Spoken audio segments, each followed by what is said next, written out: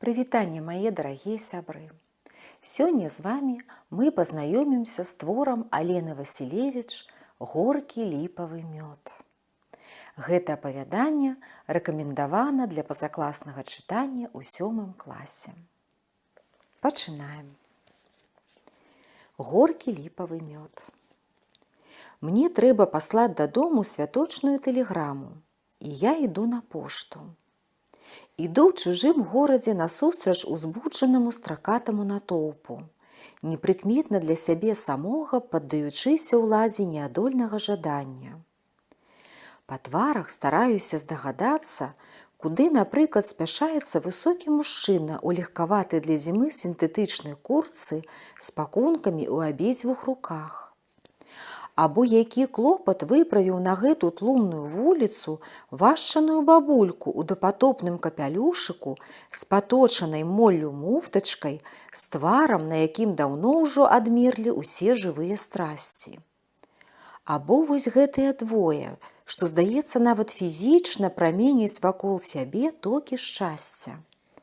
Яна – само мімалётнае ззянне, зіхаценне і завідны бляск маладых вачэй, валасоў, зубоў і нават нейкага нязвычна светлага пушыстага футра. І ён над усім натоўпам гэтакі ж дасканалы, спартыўны, непераможны, як сам малады бог. Цёмнае бяззорнае неба, не спяшаючыся, вытрасае апошні рукаў старога года і бясконца цярушыць і цярушыць, пасыпае зямлю белай крупчаткай.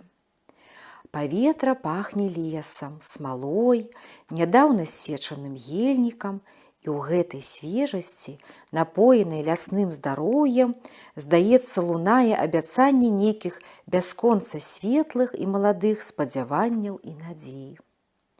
Непрыкметна для сябе самога я збочваю на гукі музыкі ў гарадскім садзе, дзе цяпер заліты каток.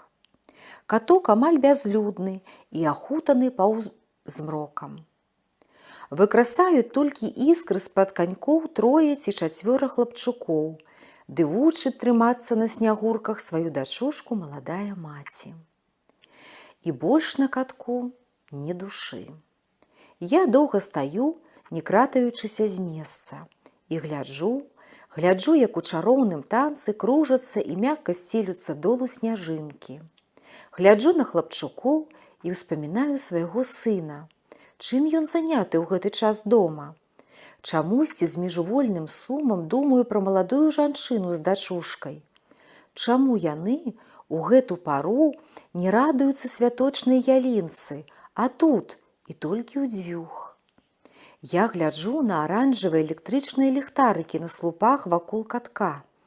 І мне раптам прыходзіць на думку, што гэтыя ліхтарыкі падобны на даўнія сцюдзёныя мандарыны, якія некалі елі мы з Лідачкаю. Таксама на катку.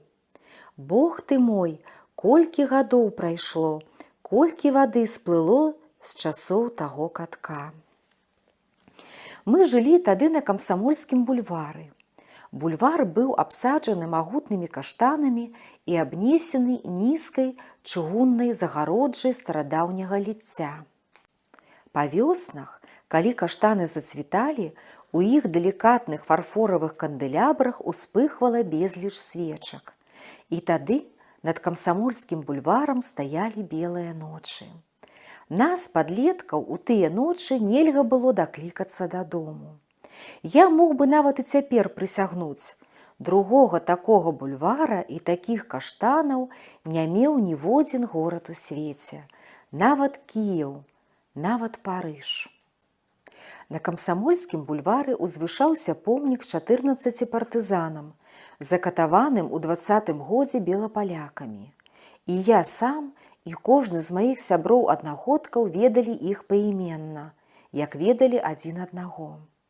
У нашым горадзе не было больш ніякіх помнікаў. Гэты быў адзіны.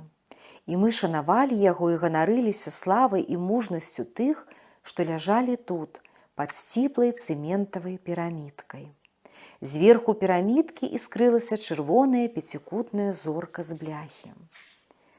Даглядаць помнік, фарбаваць зорку, каб не патухала, і несамавітую драўляную агароджу, каб трывала пад дажджамі і халепай, саджаць кветкі вясною. Такі быў няпісаны закон для нас, дзяцей і падлеткаў камсамольскага бульвара.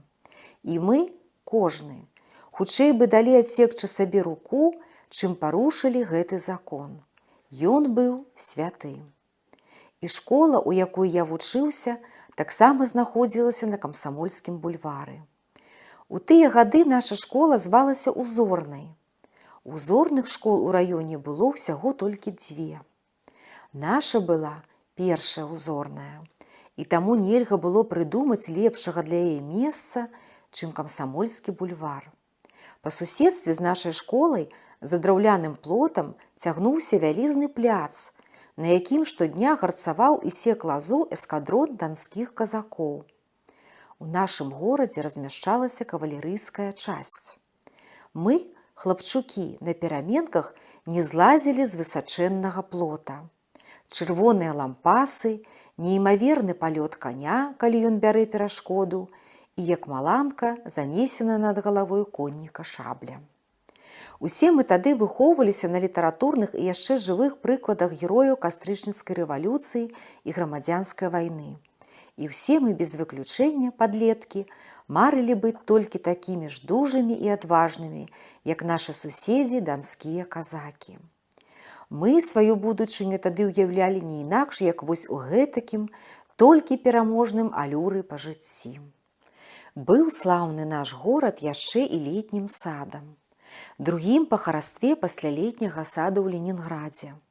Каму належала аўтарства такога непахіснага сцвярджэння, ніхто, пэўна, не сказаў бы. Аднак ніводзін наш гараджанін не сумняваўся. Ленінградскі летні сад на першым месцы, наш на другім, у цэлай краіне. А бачылі той летні ў Ленінградзе мо якіх некалькі чалавек з нашага горада. З вясны і да восені у летнім садзе суботнімі і нядзельнымі вечарамі у блакітнай фанернай ракавіне іграў духавы вайсковы аркестр і прадаваліся білеты на дашчаную танцпляцоўку. На танцы сходзілася моладзь з усяго горада. У летнім садзе прызначаліся і спатканні ўсіх закаханых. Зімою там залівалі каток, і катком, вядома, валодалі ўжо мы, падлеткі. Я тую зіму хадзіў на каток з Лідачкаю. Мне ішоў 14-ы год, калі раптоўна у ад'ездзе ад дому памёр ад разрыву сэрца, там некалі казалі пра сённяшні інфаркт, мой бацька-каморнік. Мы з мамою засталіся толькі ўдваіх, засталіся без апоры і амаль без сродкаў да жыцця. Мама кідалася туды, кідалася сюды, але грошы, якія яна зарабляла ў сваім швейпроме, па часе 30-х гадоў хапала нам ледзь толькі на хлеб. Праўда, і хлеба ў волю не было, бо і хлеб давалі па картках. У мае мамы было праклятае буржуазнае мінулае. Мой дзед, а мамін бацька, да рэвалюцыі быў уладальнікам магазіна лялек. За гэта цяпер мама і несла пакаранне. Яе нікуды не хацелі браць на работу. Яна мела музычную адукацыю і добра валодала французскай мовай. Але каму была патрэбна французская мова ў нашым раённым гарадку? У той час усе школы вывучалі толькі нямецкую мову. Або ў каго былі тыя лішнія грошы, каб наймаць яшчэ настаўніцу вучыць дзяцей музыцы? Якая музыка? Пра яе тады і вухам ніхто не вёў. З мяшчанствам і дробнабуржуазнымі перажыткамі вялася вайна. Ці даўно пакінулі выключаць з камсамола дзяўчат за шаўковыя панчохі, а хлопцаў за гальштукі? Не. З уменнем і ведамі мае мамы узнімаць пралетарскую культуру не было чаго нават і думаць. А думаць неабходна было. І перш за ўсё, як нам выбрацца з нястачы. І мама прыдумала узяць у нашы 2 невялікія пакойчыкі з кухняй кватарантак дзяўчат. Памятаю, мама была вельмі рада тым сваім камерцыйным крокам. Дзяўчаты, здаецца, ёй так нічога і не плацілі, але іх бацькі барадатыя вясковыя мужчыны, дамаўляючыся аб аплаце, браліся забяспечыць нас на ўсю зіму апалам.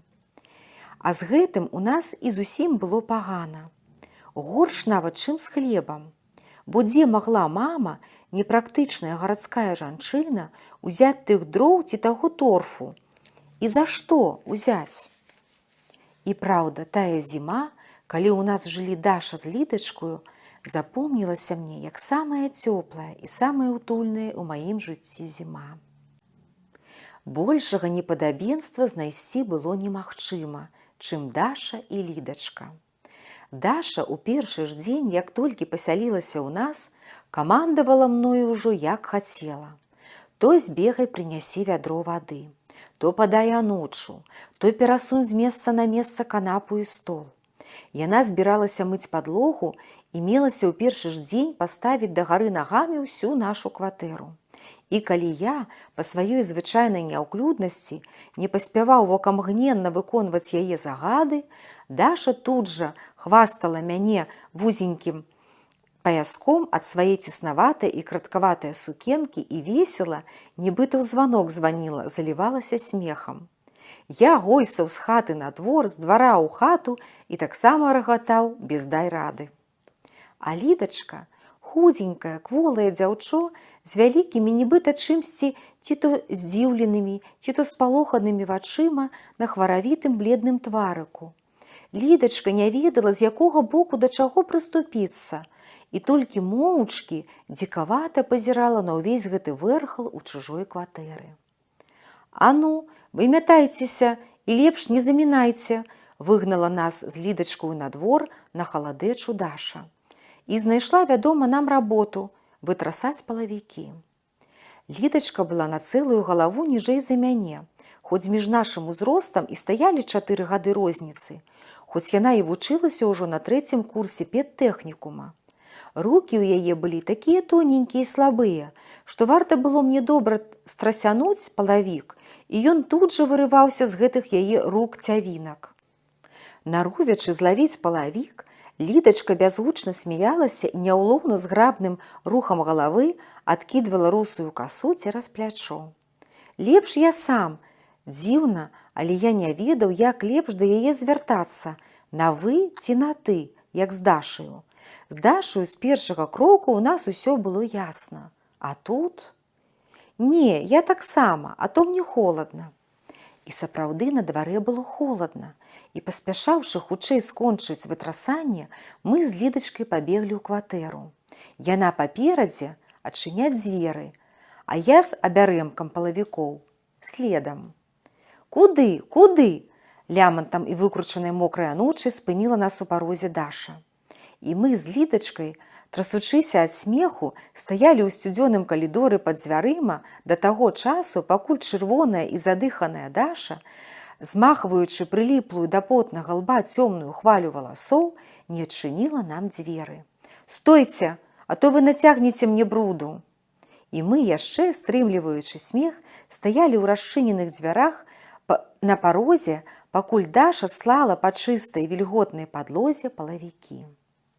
Мама вярнулася з работы, з другой змены і не пазнала нашай кватэры.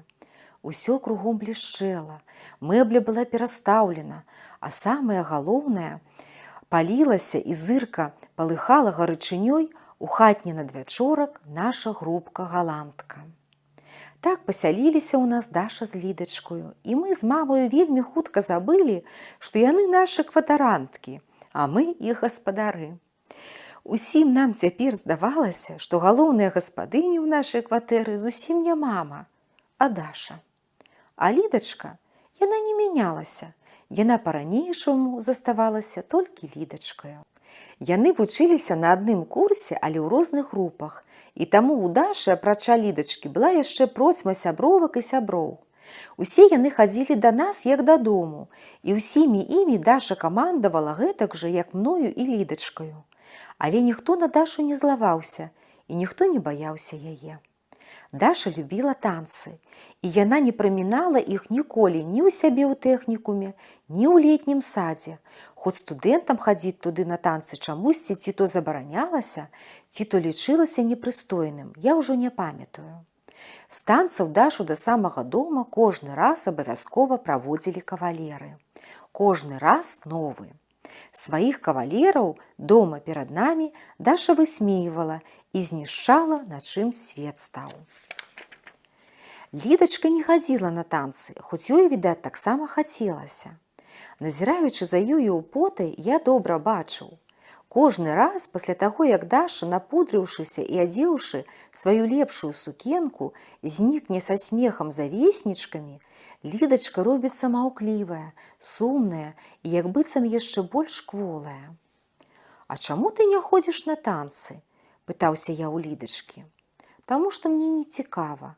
Усім сваім выглядам, забараняючы мне далейшыя пытанні, незалежна адказвала Лідачка і бралася за кніжку.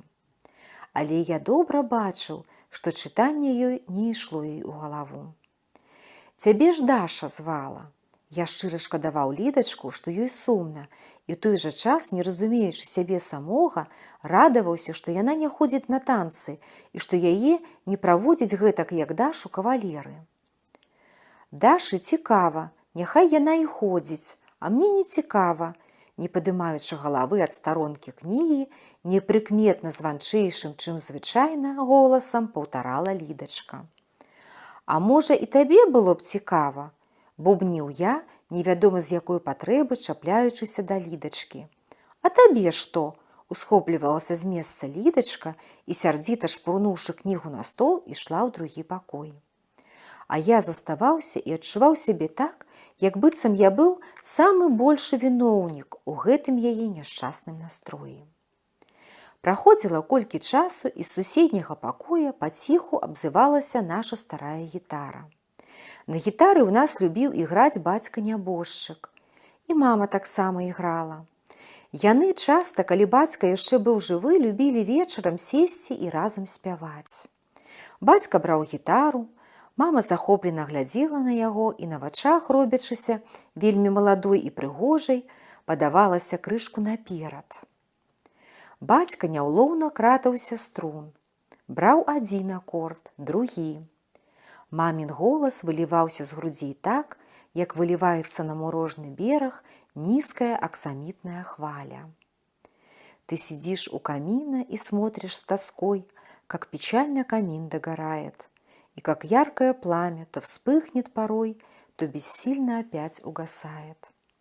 У нас, вядома, не было ніякага каміна, але калі б нават і быў, то сядзець перад ім у самоце ўсё роўна не знайшлося б каму. Бацькі мае былі яшчэ маладыя і жылі заўсёды ў добрай згодзе, не наракаючы на жыццё, якое ў тыя часы вельмі не турбавала людзей непамернымі да яго патрабаваннямі. А пра мяне і казаць не было чаго. У мяне не тое, каб сумаваць, пад'есці і то не заўсёды хапала часу. У нас, праўда, была заўсёды чамусьці вельмі халодная кватэра. І заўсёды, асабліва асеннімі і зімовымі вечарамі, хацелася цеплыні. Магчыма, таму я любіў слухаць той гітарны камін. Аднак сам я гітары ніколі нават у рукі не браў. Патрэбна было мне тое мяшчанскае брыньканне. Сваім бацькам я паблажліва дараваў іх слабасць. Як толькі пасяліліся ў нас, захацелі навучыцца іграць на гітары і Даша з Лідачкаю. У Лідачкі пакуль што далей старога, яшчэ да рэвалюцыйнага вальса гімназісткі, справа не ішла. Это учение просто мучение. Ох, надоело оно. Вечно грамматика и математика, а про любовь ничего. Мяне заўсёды разбіраў смех з іх гітарнай навукі. Чамусьці усе заўсёды пачыналі яе не інакш, як з гэтай тупой гімназісткі. Але няхай ужо лепей будзе гімназістка, чым слёзы, якія не ведаеш, чым суняць. Бо часам, астаўшыся адна, Лідачка і плакала. Неяк зімой у адзін з такіх сумотных вечароў я ўгаварыў Лідачку пайсці са мною на каток. Спачатку яна адмаўлялася і слухаць не хацела нават. А потым, неяк смешна, позіркам змераўшы мяне, доўгага і тонкага, як вудзільна, раптам пачала рагатаць, пачала паспешліва перад люстрам пераплятаць тоўстую русую касу і згадзілася. Пайшлі. На вуліцы добра марозіла, і мы не ішлі, а беглі. Я, стараючыся далёка не закідаць свае доўгія ногі, бег наперадзе. А Лідачка, ледзь паспяваючы за мной. Адзін раз яна спатыкнулася і ледзь не ўпала, і схапілася за мяне. Я ўтрымаў яе, і як мацнейшы, як мужчына, потым ужо ўсю дарогу трымаў за руку. А на катку вучыў яе перш за ўсё ўпэўнена стаяць на каньках і падхопліваў, калі яна, палахлівая і няўмелая, гатова была вось-вось упасці на лёд.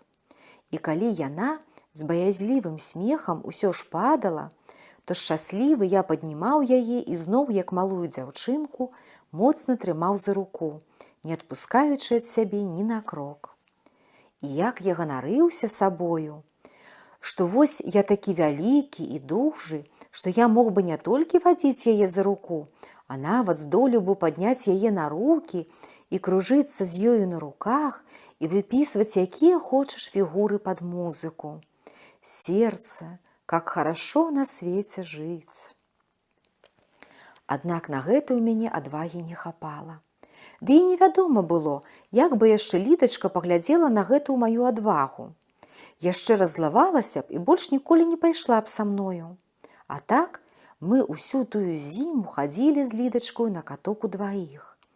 І яна ўжо сама мяне звала і чакала, калі я не паспеў вывучыць урокі ці быў чым-небудзь заняты. Мама і Даша смяяліся з нас. «Пажэнім Андрэя з Лідачкаю». Смяялася з імі і Лідачка. А я толькі чырванеў, злаваўся, але ніколі не адмаўляўся. Мне ў тую зіму неяк вельмі лёгка і незвычайна радасна жылося на свеце. І мама пакінула скардзіцца на мяне. І ў школе я ні з кім ні разу нават не пабіўся, нікога не пакрыўдзіў, слухаў настаўнікаў і вучыўся добра. З устойлівых сераднякоў я раптам вырваўся амаль у выдатнікі і надзейна замацаваўся ў іх непахісным авангардзе. А ўжо што я вырабляў на уроках фізкультуры, якое сонца круціў на турніку, якімі хрысціўся гірамі. Ад нараджэння я быў хілым і нязграбным хлапчуком з вузкімі плячыма і грудзьмі, як у кураняці. А тут мне раптам захацелася стаць дужым і прыгожым, стаць такім асілкам, пра якога ўвесь горад ведаў бы і гаварыў. І не проста асілкам, які б варочаў у бярвенні ці там нейкія мяхі жыта. У марах я бачыў сябе да таго ж яшчэ і рыцарам. Я вельмі яскрава ўяўляў сабе, як позна вечарам вяртаецца з чытальні Лідачка, а на чортавым мосціку ёй заступае раптам дарогу нейкі п'яны дурань. Ды што там п'яны? П'янага і адным пальцам можна сапхнуць у ваду. Некалькі бандытаў заступілі Лідачцы дарогу. І як яна напалохалася, як кінулася бегчы. Але куды ты ўцячэш ад гэтых жалезных ручышчаў? Лідачка просіць, моліць, плача, а гэтыя бандыты толькі выскаляюцца. Ну добра ж, вы ў мяне зараз павыскаляецеся. І раз! Маланка ў вачах і брык цераз пярэнчыў ваду. Адзін. І раз, другі, і раз. Каму яшчэ смешна? Табе, гад, атрымлівай. І табе, на і табе. Усё? Бывайце, успамінайце, з кім мелі справу. А Лідачка, ну не плач, не плач. Калі я тут, дык чаго ж плакаць? Ах, вунь што, яна звіхнула нагу, яна зусім не можа ступіць. Ну, бярыся за шыю, мацней, мацней. Мне не цяжка. Мне зусім не цяжка. Ты ж як пушынка, як пярынка ўсё роўна. Ты толькі трымайся мацней, і я цябе вось так данясу да самага нашага дома. Як цудоўна быць дужым і смелым і высакародным. Мама ў тую зіму зусім не скардзілася на мяне. Яна дзівілася толькі.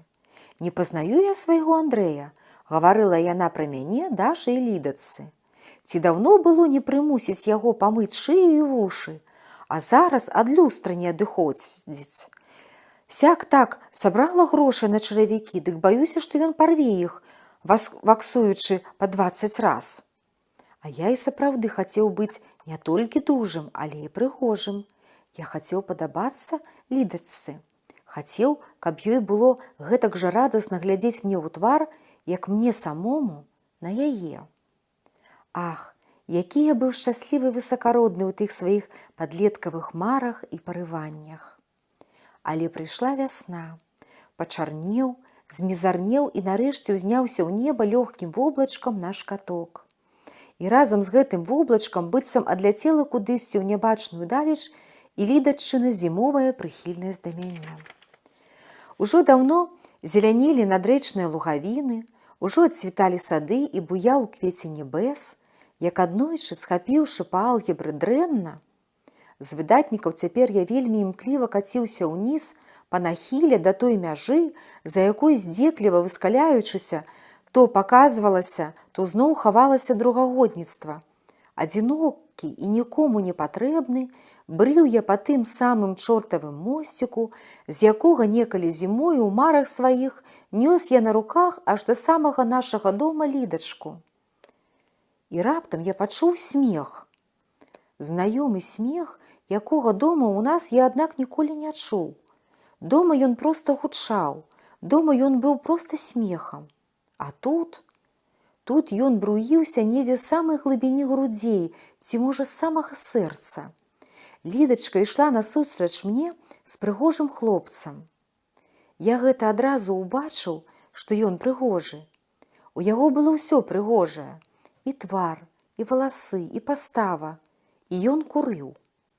Лідачка глядзела на яго, і вачэй у яе такіх, як і смеху, дома таксама ніколі не было. Яна глядзела і бачыла ва ўсім свеце толькі яго аднаго, гэтага прыгожага хлопца. А мяне, калі мы нават параўняліся, і я адвярнуўся ад іх спінаю, яна ці то не пазнала, ці не звярнула на мяне ўвагі, ці проста не заўважыла. Дадому яна прыйшла позна, і Даша, чамусьці злуючыся на яе, усяго толькі сказала: «Ах, як ты расквітнела!» І расквітнела, а цябе зайздрасць бярэ. І сапраўды зусім не падобная на сябе самую, з выклікам і шчасцем у вачах азвалася лідачка. «Ты дурніца, вось хто ты!» – не сцярпела Даша. «Ну і няхай, ну і няхай!» – заспявала лідачка і раптам кінулася цалаваць Дашу. А ты ведаеш, што ён пра цябе Ларыся казаў?» Строга, як маці, спыніла лідачку Даша. «Не ведаю і не хачу нічога ведаць». Лідачка закрыла твар рукамі і засмяялася і заплакала адразу.